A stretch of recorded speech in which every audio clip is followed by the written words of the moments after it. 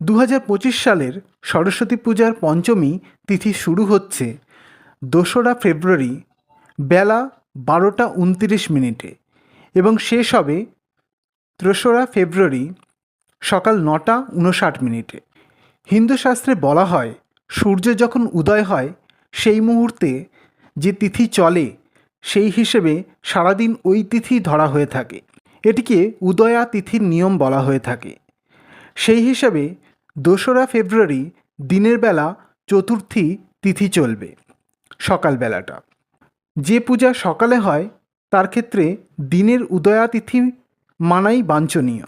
এই হিসাবে 2রা ফেব্রুয়ারি সূর্যোদয় হচ্ছে পঞ্চমী তিথি মুখে নিয়ে, তাই ওই দিন সারাদিন পঞ্চমী তিথি।